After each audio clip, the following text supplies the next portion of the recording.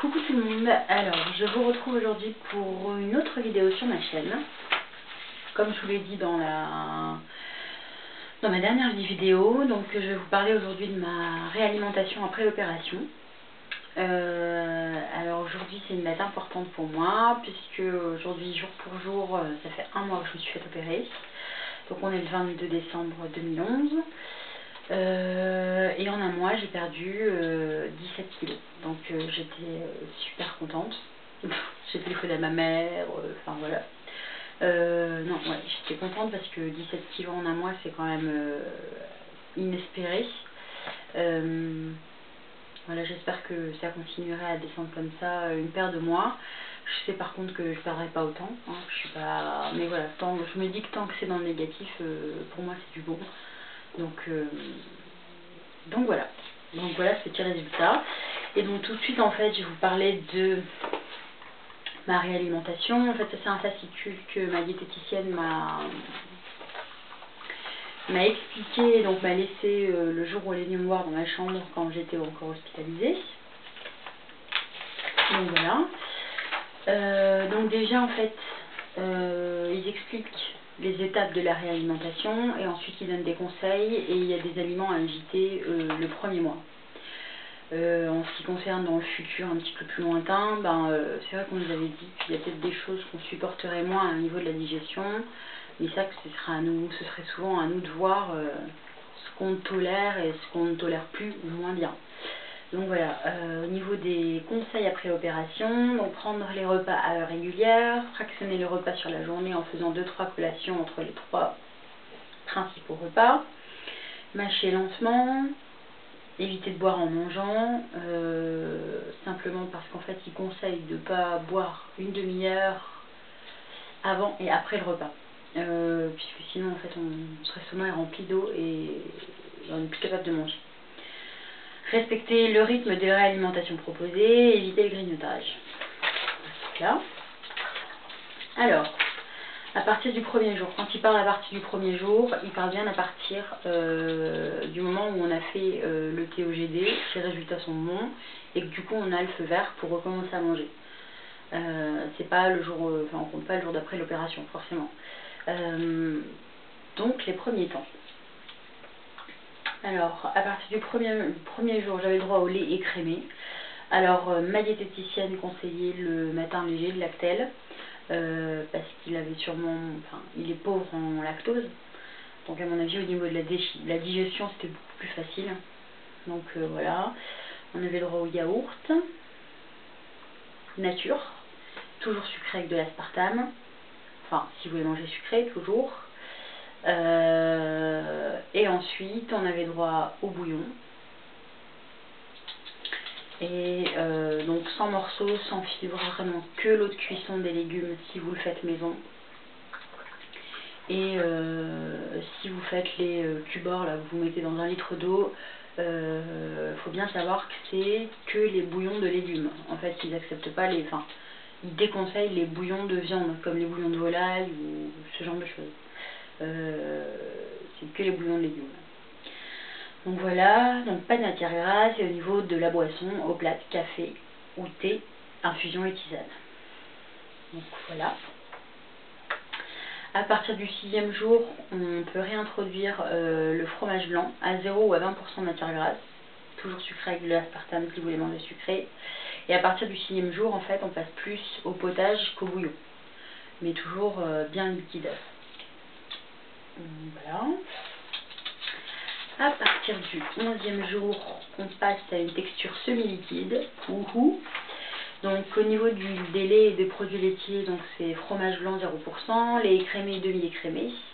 On a droit au fromage mou comme le kiri ou le sylphide. Et on a droit au petit suisse nature aussi.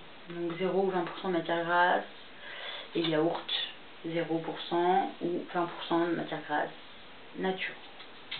Au niveau de la viande, en fait on a le droit à partir du 11e jour à viande, poisson, œuf. En fait c'est sous forme de purée très liquide. Donc voilà, on a droit à l'équivalent d'1 cuillère à soupe de viande, poisson ou œuf. Et en féculent, on a le droit aux biscottes. et donc à la purée.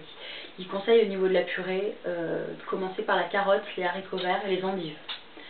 Pour l'introduire dans la purée, moi j'ai fait haricots verts et carottes. Je vais pas tester endives parce que cuit, je déteste ça.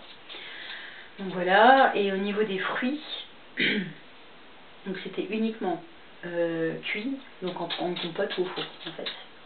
Au niveau des légumes, bah, comme je vous le disais, carottes, haricots verts ou endives cuites, à inclure dans la purée liquide. Matière grasse, toujours pas, et les boissons sont les mêmes.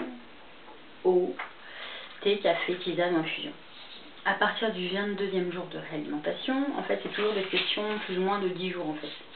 Puisque pendant 10 jours, on n'est que sur du liquide, mais sur les 4 derniers jours, on va avoir droit quand même aux biscottes, au yaourt et aux compotes.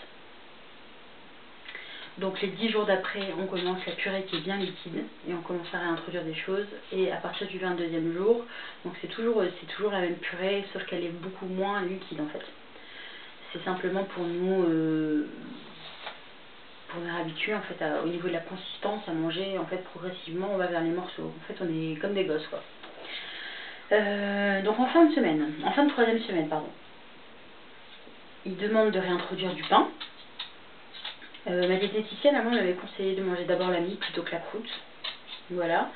On pouvait commencer à manger des fruits crus mais bien mûrs et épluchés comme la banane, la pomme, la poire, la pêche, fraise et nectarine. Donc forcément au niveau des saisons, il faut voir. Les crudités qu'on pouvait assaisonner avec de l'huile et quelques gouttes de citron comme les carottes. Les tomates sans peau et sans pépins, parce que c'est vrai que c'est assez difficile à digérer les petites peaux. Et par contre, il y avait toujours des aliments interdits, parce qu'au niveau des fibres, ils étaient plus difficiles à digérer, comme le céleri, le fenouil, le poireau, asperge, salsifis, fond d'artichaut, côte de blette et ananas. Et il fallait éviter aussi les raisins, les kiwis et les poivrons, parce que c'est des fruits et des légumes à peau épaisse et à pépins. Voilà, moi j'adore les kiwis. J'étais embêtée du coup. Et en fait, voilà, les 10 derniers jours, bah, c'est pareil que les 10 jours d'avant, sauf que, ouais, c'est simplement la texture en fait qui change. Simplement la texture. Et à partir des 30 jours, on réalimente, on réintroduit donc les aliments coupés en petits morceaux, et il faut toujours respecter la liste des aliments à éviter.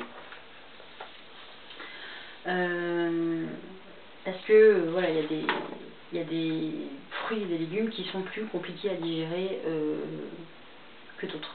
Donc il y a aussi des fruits qui sont plus acides, comme l'orange, la clémentine et tout ça. Enfin bref. Comment ça s'est passé pour moi? Assez bien. J'ai pas eu... j'ai jamais... Enfin, depuis que j'ai été opérée, j'ai jamais vomi. Depuis que je me suis réalimentée, j'ai jamais vomi. Alors parfois, comme j'ai pas encore la notion de quantité que j'arrive à avaler, pardon, c'est vrai qu'il m'arrive peut-être de manger un peu trop, mais c'est vrai qu'après je me sens pas très bien. Mais pas très bien dans le sens où pas au point voilà, d'aller vomir ce que j'ai mangé en trop, mais j'ai besoin d'un moment où voilà, je me mets sur le canapé, je souffle un petit peu, j'ai un peu, j'ai l'impression d'avoir plus des nausées, mais ça va jamais jusqu'à vomir. Donc là je sais que bah voilà, j'ai peut-être mangé une cuillère en trop, et donc c'est vrai qu'il faut bien penser par exemple à poser sa fourchette entre chaque bouchée pour bien voir si notre estomac il va en supporter une autre par-dessus. Donc je pense que ça s'apprend aussi avec le temps. Aujourd'hui j'ai encore du mal à connaître la quantité. Par exemple quand je fais mon assiette, je mange maintenant sur une assiette à dessert, parce qu'aujourd'hui les assiettes elles sont belles, hein, elles sont carrées mais elles sont immenses quoi. Elles sont aujourd'hui, les assiettes sont de plus en plus grandes. Et que c'est vrai que ben, voilà, les portions que je mange par rapport à l'assiette que j'ai, voilà. Donc en fait je mange dans une assiette à dessert. Et psychologiquement, ça me fait du bien, parce que j'ai l'impression que mon assiette est plus remplie. C'est peut-être totalement débile, hein, mais c'est comme ça. Donc même quand je remplis mon assiette, j'ai du mal encore à savoir ce que je vais pouvoir manger et ce que je vais laisser. Donc voilà. Sinon j'ai réintroduit les morceaux un petit peu plus rapidement que me le proposait ma diététicienne, simplement parce que j'avais du mal avec la purée. Alors je sais pas pourquoi, parce qu'au niveau de la consistance elle était comme il me le demandait, mais ouais, j'avais plus de mal que si je mangeais des morceaux, parce que forcément si je mangeais des morceaux, je prenais bien le temps de mâcher, de manger lentement, tout ça, qu'avec la purée, ben, on a l'impression de devoir avaler, voilà. Et je sais pas, est-ce que c'est parce que du coup mes bouchées étaient plus importantes. Donc voilà. Enfin, pour moi ça s'est très bien passé, je sais pas, si le coca me manquait à fond. On n'a pas droit aux boissons gazeuses. Moi j'adore le coca et j'en ai pas bu. Parce que voilà, le gaz était interdit, donc je l'ai pas fait. C'est vrai qu'une fois j'en avais tellement envie que j'ai mis un fond dans un verre et j'ai enlevé le gaz avec une cuillère. Mais bon, c'est pas du coca quoi. J'ai même pas bu mon fond entièrement parce que ça m'a pas contenté. Donc voilà. Aujourd'hui, au niveau de mon alimentation, ben, étant donné que je mange normalement, ça va nettement mieux. Ce qui a été le plus compliqué pour moi, et je pense pour beaucoup de personnes à mon avis, c'est les 6 premiers jours où on fait que boire en fait. On mange pas, enfin, ouais c'est ça, on fait que boire, que ce soit le bouillon, que ce soit le café, que ce soit la fusion, que ce soit le thé, on fait que boire, et le fait de pas croquer, moi ça me manquait beaucoup. Donc voilà, je sais pas si j'ai oublié de vous dire quelque chose. Enfin, si vous avez en tout cas des questions, que j'ai peut-être laissées sans réponse, n'hésitez pas à me les poster en commentaire, j'y répondrai le plus vite possible.